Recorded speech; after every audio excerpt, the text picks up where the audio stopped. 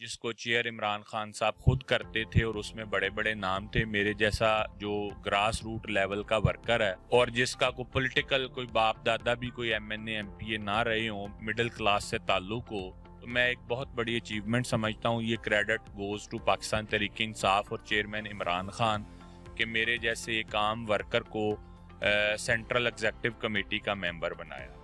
یہ خان صاحب نے خود کہا تھا کہ آپ الیکشن لڑو ایم پی اے کا.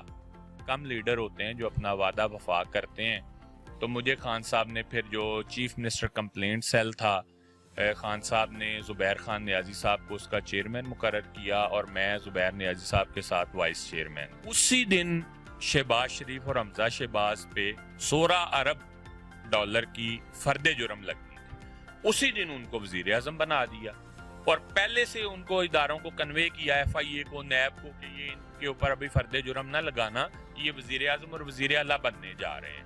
تو یہ پوری قوم نے قبول نہیں کیا. ایک تو غیر ملکی سازش کو, اور دوسرا یہ جو نااہل اور چور اور ڈاکو ہم پہ مسلط کر دیے گئے, قوم نے ان کو قبول نہیں کیا. السلام علیکم ناظرین, پاکستان سٹوریز کے ساتھ آپ کا میزبان ارسلان ارشاد آپ کی خدمت میں حاضر ہے. ناظرین, آج میرے ساتھ موجود ہیں چودھری عبید الرحمان صاحب, نائب صدر پی ٹی آئی لاہور. ہم ان سے جانیں گے کہ ان کا جو سفر تھا پی ٹی آئی کے ساتھ وہ کیسا رہا, کب انہوں نے پی ٹی آئی جوائن کی اور تب سے لے کر اب تک ان کو کن مشکلات کا سامنا کرنا پڑ رہا ہے. السلام علیکم سر. جی وعلیکم السلام. کیسے ہیں سر آپ؟ جی الحمدللہ. تو کب آپ نے سر پی ٹی آئی جوائن کی تھی اور تب سے لے کر اب تک آپ کو کیا لگتا ہے کہ آپ نے کن مشکلات کا سامنا کیا؟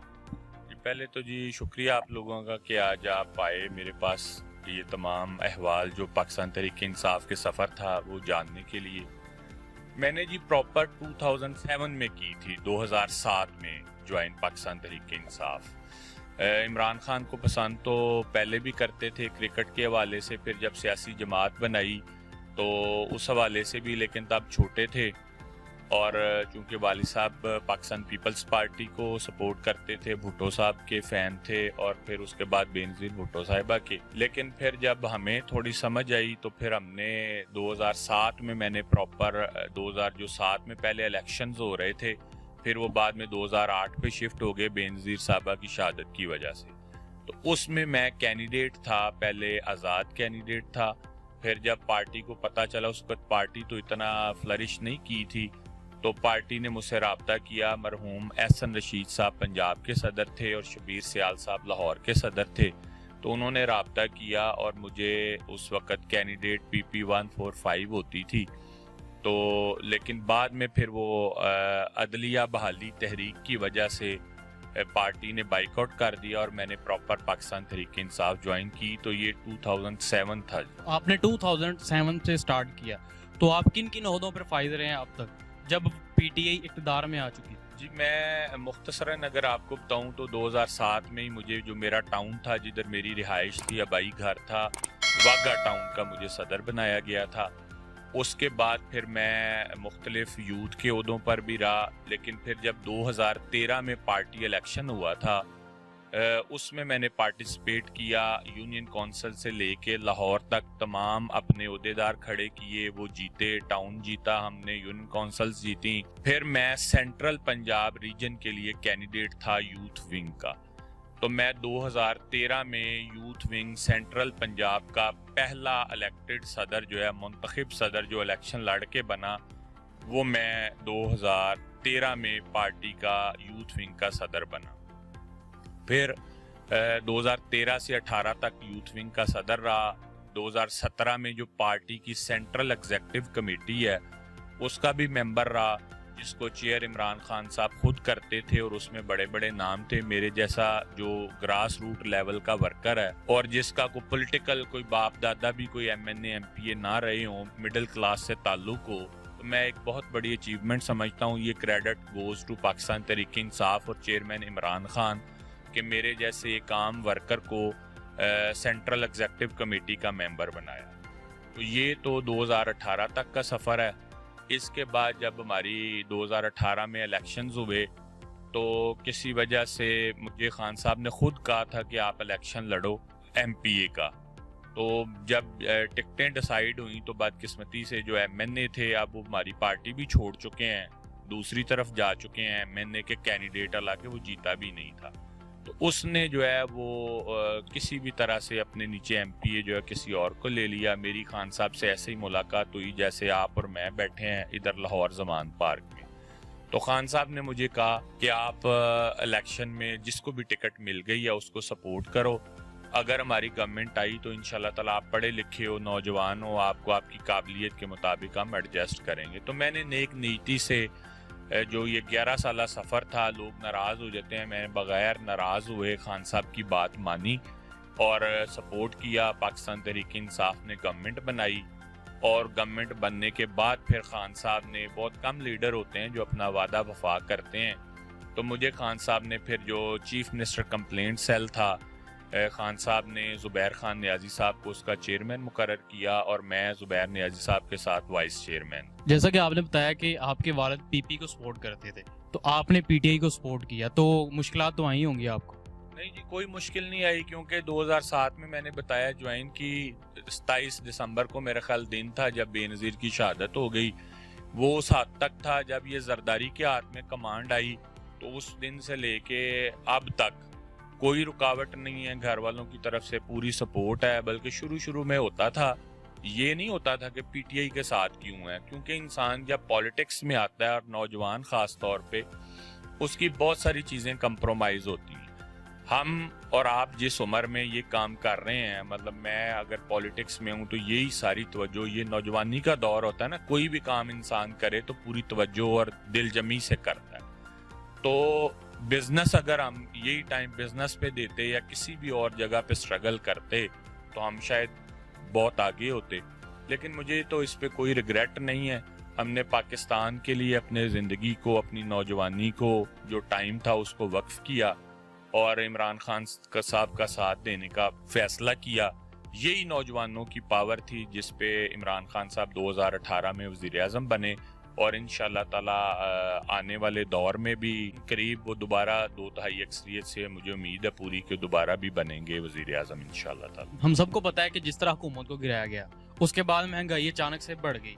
مہنگائی جب بڑھی تو خان صاحب نے کال دی کہ مہنگائی کے خلاف احتجاج کیا جا رہا ہے. ہم نے آپ کی کافی ویڈیوز بھی دیکھی کہ آپ ان احتجاج میں شرکت بھی کی اور آپ نے خطاب بھی کیا لوگوں سے. تو کیا لوگوں کا رجحان نظر آ رہا ہے آپ کو پی ٹی آئی کے حوالے سے؟ پہلے تو میں تھوڑا آپ کو بیک گراؤنڈ بتاؤں کہ جو کرونا ہماری گورنمنٹ نے بہت سارے ایسے انیشیٹو لیے کہ جو پوری دنیا میں جن کی مثال نہیں ملتی. مثلاً عمران خان صاحب نے تمام تر کرونا کی جو اثرات تھے اس کے باوجود پورے پنجاب کو ہیلتھ کارڈ دیا 10 لاکھ روپے تک. پھر لنگر خانے بنائے, پناہ گاہیں بنائیں, بہت سارے کامیاب جوان پروگرام شروع کیا.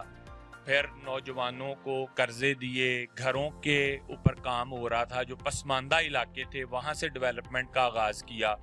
تو میں سمجھتا ہوں کہ یہ ان کے بہت سارے اچھے کام تھے جس کو صرف ایک چیز کی وجہ سے بیک فٹ پہ لے جایا گیا میڈیا کی پاور یوز کرتے ہوئے. وہ یہ تھا کہ پوری دنیا میں جب کرونا آیا تو کرونا کی وجہ سے ڈیمانڈ اینڈ سپلائی کا فرق پیدا ہوا. فیکٹریاں بند ہو گئیں, مزدور ظاہر ہے جب جائیں گے فیکٹری میں کام کریں گے تو پروڈکشن ہوگی.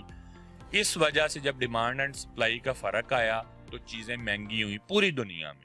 جو چیزیں میڈ ان پاکستان تھیں, مطلب اگر آپ سبزیاں, پھل, پاکستان میں پیدا ہونے والی چیزیں دیکھیں تو وہ مہنگی نہیں ہوئی تھیں. پیٹرول باہر سے منگواتے ہیں ہم, ایڈیبل آئل یہ جو کھانے کا تیل ہے یہ باہر سے منگواتے ہیں. تو $129 بیرل چلی گئی پیٹرول کی, جو کہ $70-75 تھی. اور کرونا سے پہلے تو آپ کو پتا شاید یاد ہو کہ مائنس میں بھی چلی گئی تھی. امریکن تیل جو ہے وہ مائنس میں بک رہا تھا. تو یہ جب پیٹرول اور یہ ایڈیبل آئل کی قیمتیں انٹرنیشنلی مہنگی ہوئیں تو پاکستان پہ بھی اس کا افیکٹ آنا تھا. لیکن میں سمجھتا ہوں کہ عمران خان نے پھر بھی ان چیزوں کو بہت زیادہ کنٹرول کیا ہوا تھا اپنی مثبت رد عمل سے. اور جو اس نے فیکٹریز کو اور جو ہماری جو ایکسپورٹ تھی وہ جو بڑی تھی, اس سے جو انکم آ رہی تھی وہ لوگوں پہ خرچ ہو رہی تھی. لیکن یہ اس وقت کی جو اپوزیشن تھی, انہوں نے شور اور وویلا مچایا ہوا تھا اور تمام میڈیا چینلز پہ آتا تھا کہ جی بہت مہنگائی ہو گئی, مر گئے, لٹ گئے. مجھے انہی دنوں اتفاق ہوا امریکہ جانے کا, تو میں نے ادھر جا کے دیکھا. تو میں 1 سال پہلے بھی گیا تھا, تو جب 1 سال پہلے گیا تھا تو $3 کی 1 गैलन पेट्रोल की थी अमेरिका में। आप गूगल करके चेक कर सकते हैं। जब इस साल गया 1 साल के बाद तो एग्जैक्टली डबल थी, $6 की बैरल हो। गाड़ियों की कीमतें, हर चीज की कीमतें, स्टोर ऐसे खाली पड़े हुए थे कि जो चीजें आपको 90% ऑफ पे मिल जाती थी सेल्स में, वो आपको पूरी प्राइस पे भी नहीं मिल रही थी। फर्क क्या था? फर्क यही था कोरोना की वजह से वहां पे भी कारखाने, फैक्ट्रियां बंद हुई, प्रोडक्शन कम हो गई, डिमांड तो वही रहनी थी, लोग तो उतने थे, तो डिमांड ज्यादा थी, चीजें महंगी हुई। तो मैं आके लोगों को बताता था तो लोग मानते नहीं थे, नहीं जी इमरान खान ने महंगाई कर दी। अब आते हैं आपके सवाल की तरफ कि जब इमरान खान जब गए तो वो पेट्रोल छोड़ के गए $150 लीटर और आलमी मंडी में कीमत थी $129 फी बैरल। इसी तरह एडिबल ऑयल भी जब वो $400 लीटर और घी था। फिर इधर क्या हुआ कि कोरोना आहिस्ता आहिस्ता खत्म होता गया। जब हमारी गवर्नमेंट खत्म हुई थी तो उस वक्त कोरोना नहीं था, प्रोडक्शन मामूल पे आ चुकी थी। इस टाइम $95 की बैरल है पेट्रोल की और इन्होंने पेट्रोल कर दिया $250 लीटर, यानी पहले 15-20 दिन में इन्होंने $100 लीटर बढ़ा दिया। जो कुकिंग ऑयल और घी था वो $250 लीटर बढ़ा के $650 कर दिया। जो बिजली थी, बिजली का हम $15 यूनिट पे छोड़ के गए थे, ये $40 यूनिट पे 32 और 7 फिर इन्होंने बढ़ाया $39 यूनिट कर दिया। फिर जो गैस थी, गैस की कीमत इन्होंने 400% बढ़ा दी। हमें 2 इनसे गिले थे, हमारी जो एस्टेब्लिशमेंट है उससे भी 2 गिले थे। एक तो ये कि जो एक बैरूनी गैर मुल्की साजिश के जरिए पाकिस्तान की इलेक्टेड गवर्नमेंट को हटाया गया। हम ये कहते थे कि इस टाइम आप ये उनका मंसूबा कामयाब ना होने दें, अपनी पूरी जान लगा दें, क्योंकि एक उनका लेटर जो पूरी माना, पूरी आपके तीनों चीफ्स बैठे, पार्लियामेंट, चीफ जस्टिस सबके सामने था, वो मिनट्स में आया कि ये उन्होंने मरासला लिखा है। तो हम ये कहते थे कि ये आइंदा के लिए आप एक मिसाल बनाएं, भले 2 महीने बाद फिर ले आए अदम एतमाद, लेकिन इस टाइम उनके कहने के ऊपर एक तीसरे दर्जे का उनका ऑफिसर उठ के कहे कि इमरान खान को हटा दो तो आपको हम माफ कर देंगे। वो कौन होते हैं माफ करने वाले? अल्लाह ताला की जात है, हम अल्लाह से डरते हैं, आजाद खारजा पॉलिसी है। उन्हें ये डर और खौफ था कि मैं तो समझता हूँ ये साजिश उस दिन शुरू हो गई थी जिस दिन इमरान खान ने अक़वाम मुत्तहिदा की जनरल असम्बली में खिताब किया था और उसने कहा था कि ला इलाहा इल्लल्लाह पे यकीन रखते हैं और हमारा दुश्मन हमसे कई गुना बड़ा है, तो फिर हम खून के आखिरी कतरे तक लड़ेंगे और हम एटॉमिक पावर हैं। उसने धमकी भी लगा दी। मैं समझता हूँ ऐसा दलेर शेर लीडर किसी माँ ने नहीं पैदा किया जिस तरह का दलेर और शेर का जिगरा रखने वाला इमरान खान है। तो उसके साथ लाखों करोड़ों लोगों की दुआएं हैं। इन्होंने समझा कि हमने जो नैरेटिव क्रिएट किया था उसको उतारेंगे, लोग बाहर जैसे पहले होता था मिठाइयाँ बांटेंगे, खुशियाँ मनाएंगे, जी जान छूटी। एक तो ये कि वो गैर मुल्की हम समझते हैं कि साजिश थी, उसके जरिए हटाया।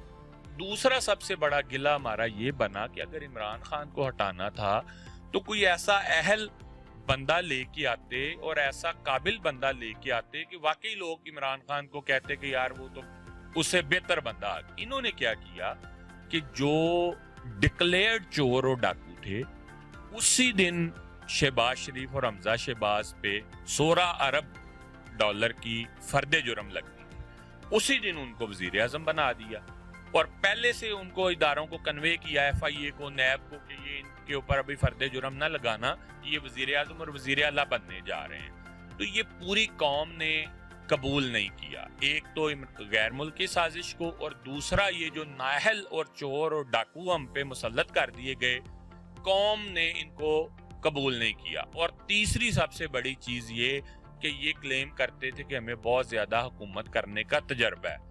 इनकी हुकूमत करने का तजर्बा तो पहले 15 दिन में ही सामने आ गया, जब महंगाई कमर तोड़ हो गई और लोगों को वाकई पता चल गया कि मैं तो ये समझता हूँ, मैं अगर आपको एक बात बताऊं कि मैं इमरान खान का सही मानों में फैन, मेरे 2007 से आप लगा लें 15 साल एग्जैक्ट हो गए। इन 15 सालों में अगर मैं सही मानों में इमरान खान का फैन हुआ हूं तो वो पिछले 3 महीने में हुआ। उसकी वजह ये है कि हम भी समझते थे कि शायद महंगाई है, कंट्रोल नहीं हो रही। अब हमें पता चला कि इमरान खान ने किस तरह इस महंगाई को कंट्रोल किया हुआ था کہ یہ آتے ہی پہلے جو مہنگائی کا رونا روتے تھے، انہوں نے اس کا نام ہی چینج کر دیا. انہوں نے کہا جی ہم مشکل فیصلے کر رہے ہیں. وہ بھائی عمران خان کی دفعہ مشکل فیصلے نہیں تھے. اس نے تو عالمی منڈی میں قیمت بڑھی تو یہ پریس کانفرنس کر رہے تھے کہ جی آج عمران خان بھی 10 روپے لیٹر بڑھا دے گا تیل کی قیمت. اس نے مزید 10 کم کر دی، یعنی ٹوٹل 20 روپے کا عوام کو ریلیف دیا. میں تو عمران خان کا فین اس لیے ہوا کہ اس نے پتہ نہیں کیا اس کے پاس اللہ تعالیٰ کی خاص رحمت تھی کہ اس نے اس قوم کو مہنگائی کی اس لہر سے بچایا ہوا تھا جس کو پوری دنیا کے اچھے ترقی یافتہ ملک بھی اپنی عوام کو نہیں بچا سکے. آپ کو میں بتاؤں کہ امریکہ کے سٹوروں میں ٹیشو اور ڈیٹول اور سینیٹائزر لوگوں کو اویلیبل نہیں تھا. پاکستان میں ایک دن ایسا نہیں گزرا کہ آپ بازار میں ٹیشو یا سینیٹائزر یا ڈیٹول لینے گئے اور آپ کو نہ ملا ہو. تو یہ اللہ تعالیٰ اس نے غریب کا احساس کیا، لاک ڈاؤن مکمل نہیں کیا، کرفیو نہیں لگایا. اس وجہ سے اللہ تعالیٰ نے پاکستان کو، جس طرح آپ کے ہمسایہ ملک میں ہزاروں کی تعداد میں لوگ مرے، اللہ تعالیٰ نے آپ کو اس وبا سے بھی محفوظ رکھا. تو ہم باہر پھر اس لیے نکلے، لوگ نکلے، جنرل پبلک نکلی، عوام نکلی. عمران خان کا کیا تھا؟ وہ تو اپنے گھر میں رہتا تھا، اللہ تعالیٰ نے اس کو سب کچھ دیا ہوا تھا. وہ اس نے ایک ڈائری پکڑی اور ڈائری پکڑ کے وہ گھر چلا گیا. اور عمران خان کی ایک عادت ہے، جب مشکل وقت آتا ہے نا تو وہ ٹی وی، اخبار، ان سب چیزوں سے دور ہو جاتا ہے. یہ وہ کرکٹ کے زمانے سے ایسے کرتا ہے. تو اس کو جو عمران خان کی مسز ہیں انہوں نے دکھایا سوشل میڈیا پہ کہ یہ دیکھیں لوگ تو لاکھوں کی تعداد میں پورے پاکستان میں باہر نکل آئے ہیں آپ کو نکالے جانے کی وجہ سے. پھر ایک مومنٹم بنتا گیا اور عوام باہر نکلتے گئے. اور سب سے بڑی جو چیز ایڈ ہوئی اس میں وہ یہ تھی کہ ان سے نہ معیشت کنٹرول ہوئی. انہوں نے آتے ہی ساری توجہ جو ہے وہ اپنے کیسز ختم کرنے پہ لگا دی. نیب کو ختم کیا، ایف آئی اے کے کیسز ختم کیے، اپنے نام ایگزٹ کنٹرول لسٹ سے نکالے، لوگوں کو ریلیف دیا، اور اتنی دیر میں ملک کا دیوالیہ نکل گیا، بیڑا غرق ہو گیا. تو یہ وجہ تھی پھر عوام کے بھی باہر نکلنے کی. اور پھر ظاہر ہے ہم تو ایک پولیٹیکل ورکر ہیں، ہم نے تو پھر لوگوں کو بتانا تھا یہ ساری صورتحال کا. اب ہم تھوڑی سی بات کر لیتے ہیں کرنٹ سچویشن پہ. جب حکومت کو گرایا گیا تب پی ٹی آئی والے تھوڑے سے سیڈ ہو گئے. اس کے بعد اچانک سے ضمنی الیکشن آئے اور پی ٹی آئی کو اچھے طریقے سے، یعنی کہ وہ جیتے الیکشن، جس طرح آپ کو پتہ ہے اکثریت کے ساتھ آئے تھے. اس کے بعد پنجاب اسمبلی میں ایم پی ایس کے جو الیکشن تھے ان میں دوست مزاری نے رولنگ دے دی، وہ پی پی کے جو 10 ووٹ تھے. اس کے بعد انہوں نے جو فیصلہ وہ سپریم کورٹ میں اسلام آباد میں بھیج دیا. تو اس کے حوالے سے آپ کیا کہیں گے کہ آپ کو کیا لگتا ہے کہ کیا فیصلہ آئے گا؟ اچھا، ایک اس میں ایڈ کر دوں کہ عمران خان نے جب یہ سارا معاملہ ہوا تو اس کا ایک ہی موقف تھا کہ آپ الیکشنز میں چلے جائیں. وہ یہ نہیں اس نے کہا کہ آپ مجھے دوبارہ وزیر اعظم بنا دیں. اس نے کہا کہ عوام کو فیصلہ کرنے دیں، عوام جو فیصلہ کرے گی اس کو سارے قبول کر لیں. پھر کیا ہوا کہ جو ہمارے انہوں نے پنجاب کی جعلی، میں آپ کو ایک بات بتا دوں کہ حمزہ شہباز سرے سے وزیر اعلیٰ ہے ہی نہیں، غیر آئینی ہے. کیونکہ اس کے جو پہلے ووٹ کاؤنٹ ہوئے تھے، جب منحرف سپریم کورٹ کا فیصلہ موجود ہے کہ منحرف ارکان کے ووٹ کاؤنٹ نہیں ہوں گے، اس وقت بھی اس کے ووٹ پی ٹی آئی کے ووٹوں سے کم تھے. لیکن وہ زبردستی حلف اٹھایا، اسپیکر نے حلف لیا، بن گیا. خیر، اس کے بعد اب آج موجودہ صورتحال پہ عمران خان نے کہا الیکشن کروائیں. ان 25 سیٹوں میں سے جو 20 جو عام سیٹیں تھیں، 5 تو مخصوص تھیں، وہ ہمارے ایم پی اے بن گئے. 20 سیٹوں پہ الیکشن ہوا. انہوں نے خود کہا تھا کہ جو الیکشن جیتے گا، الیکشن پاکستان تحریک انصاف جیتی. ان کے اپنے ٹویٹس آئے حمزہ شہباز کے، مریم نواز کے، کہ جی ہم نے اس کو کھلے دل سے قبول کرتے ہیں. 15 سیٹیں ہم نے لے لیں. ہمارے 188 ووٹ بنتے تھے، ایک انہوں نے خرید لیا. 188 میں ایک آدھ کو بک بھی گیا تو اس کا ہمیں نہیں افسوس کیا، تو اس نے غلط کام. 187 رہ گئے. ایک یہ ڈپٹی اسپیکر جس نے رولنگ دی ہے، یہ بھی منحرف رکن ہے ہمارا. پہلے تو سپریم کورٹ کو اس کو یہ اجازت ہی نہیں دینی چاہیے تھی کہ یہ جا کے ڈپٹی اسپیکر کے فرائض سر انجام دے، کیونکہ یہ تو آلریڈی یہ اس کا رجحان دوسری طرف ہو چکا ہوا تھا. یہ اگر ڈپٹی اسپیکر نہ ہوتا تو یہ بھی فارغ ہو گیا ہوتا. لیکن ووٹ ہوئے، ہماری سیٹیں 186 رہ گئی اس کے نکال کے. نون لیگ کی 179 تھی. اس نے خود ابھی اس کی ویڈیو نکال کے دیکھ لیں، اس نے ووٹ کاؤنٹ کیے کہ پی ٹی آئی اور کاف لیگ کی 186، نون لیگ کی 179.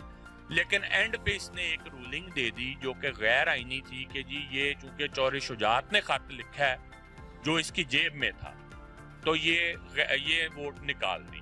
اب اس سے فرق کیا پڑا میں آپ کو بتاتا ہوں کہ یہ ہوا یہ کہ جو پارلیمنٹری پارٹی ہوتی ہے آئین میں صاف لکھا ہوا ہے کہ جو پارلیمنٹری پارٹی کا ہیڈ ہوگا وہ جو ڈیسائیڈ کرے گا ممبر پارلیمنٹس کے لیے وہی اسی کو سارے ممبرز ووٹ دیں گے. یہی وجہ تھی کہ 10 کے 10 کاف لیگ کے جو ممبرز تھے انہوں نے چودھری پرویز لائی کو ووٹ دیا.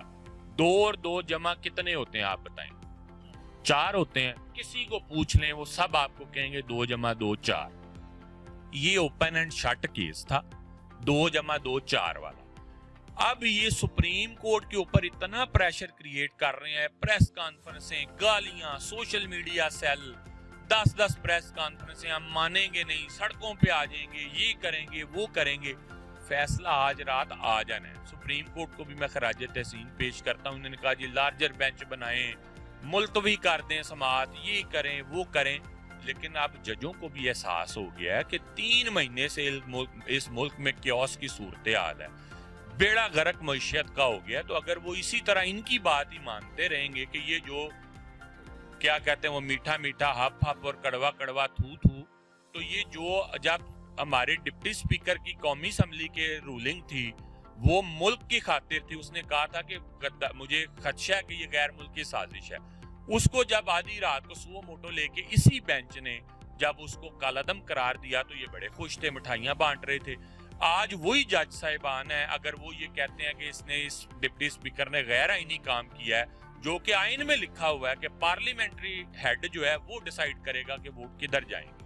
اور پھر ان کی بد نیتی اس بات سے ثابت ہوتی ہے کہ ڈپٹی سپیکر تو پہلے ہی میں نے بتایا منحرف تھا.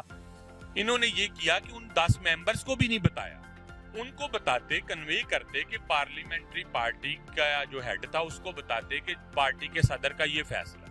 انہوں نے خط سیدھا دیا ڈپٹی سپیکر کو. اس کے پاس 2 خط تھے, ایک پارلیمنٹری پارٹی ہیڈ کا اور دوسرا چودھری شجاعت کا. چونکہ وہ ان کے ساتھ ملا تھا تو اس نے بائی آپشن جو ہے وہ ان کا جو لیٹر تھا چودھری شجاعت صاحب کا وہ پڑھ کے سنا کے, اور اس نے کہا کہ یہ سپریم کورٹ کے فیصلے کی روشنی میں. اب پرسوں میں موجود تھا سپریم کورٹ میں, خود سماعت جب لاہور رجسٹری میں ہو رہی تھی, میں آنکھوں دیکھا حال بتا رہا. چیف جسٹس نے پوچھا کہ ہم بھی سیکھتے ہیں, شاید ہم سے غلطی ہو گئی ہو, ڈپٹی سپیکر صاحب آئیں اور آ کے بتائیں کہ یہ ہمارے فیصلے میں سے اس نے کون سی لائنیں اڈاپٹ کی, ہم نے کدھر یہ لکھا ہے. یعنی ان کا مطلب یہ تھا کہ ہمارے فیصلے میں تو ایسی کوئی بات نہیں, اس نے غیر آئینی کام کیا ہے. انشاءاللہ تعالی مجھے اللہ کے گھر پوری امید ہے, اور انصاف کے نظام پہ بھی ہونی چاہیے انسان کو امید, کہ آج رات ہی فیصلہ آ جائے گا کہ یہ جو ڈپٹی سپیکر کی رولنگ تھی یہ غیر آئینی غیر قانونی تھی. اور چودھری پرویز لائی صاحب کو میں ایڈوانس مبارکباد دیتا ہوں کہ وہ صوبے کے نئے وزیر اعلیٰ ہوں. لاسٹ پر سر یہ میرا کوشچن ہے کہ یہ خطوں کا معاملہ کب تک ختم ہوگا؟ پہلے جب خط آیا تھا, مراسلہ آیا تھا, اسے حکومت گری, اور جو نیکسٹ خط آیا اسے اب وہ ووٹ انہوں نے رولنگ دے دی, تو یہ کب تک چلے گا, کب تک ختم ہو جائیں گے خط والا سسٹم پاکستان؟ ایک تو یہ ہے کہ نا دونوں چیزوں کا نا کبھی بھی میچ نہیں کرنا چاہیے. جب آپ عمران خان یا نواز شریف کا کہتے ہیں کہ اسے بھی نکالا اسے بھی نکالا, دونوں میں بہت فرق ہے. ان دونوں کا تو میں سمجھتا ہوں نام بھی اکٹھا نہیں لینا چاہیے. کہاں پہ امت مسلمہ کا لیڈر جس پہ 1 روپے 3 مہینے ہو گئے ان کو آئے ہوئے, بتائیں کہ کوئی ایک کرپشن کا, یہ اس کو عثمان بزدار کو بڑا کرپٹ کہتے تھے جی, وہ رشوتیں لیتا ہے. انہوں نے پورا ٹل لگا لیا نا. اگر ان کو کوئی کرپشن کا کیس ملتا تو یہ دہشت گردی کے مقدمے کیوں بناتے, آپ یہ بتائیں.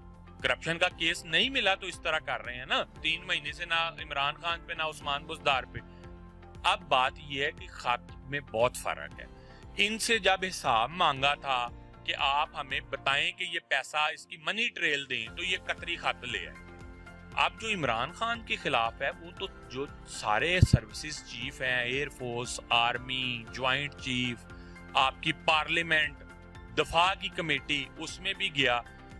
انہوں نے بھی ایڈمٹ کیا کہ یہ جو امریکن وہ 3 درجے کا کوئی جو افسر تھا اس نے یہ دھمکی دی ہے پاکستان کو کہ عمران خان کو عدم اعتماد کے ذریعے ہٹا دو. وہ تو ایک فیکٹ تھا, وہ ثابت شدہ ہے. یہ اپنا خط ثابت نہیں کر سکے. اسی طرح جو اب چودھری شجاعت کا خط ہے وہ مجھے بتائیں جیب میں ڈال کے چھپانے کی کیا ضرورت تھی؟ کون سی ایسی کانفیڈینشیل چیز تھی وہ چودھری شجاعت نے لکھنا تھا نا. میں سمجھتا ہوں کہ یہ فیصلہ چینج ہو سکتا تھا. کس طرح؟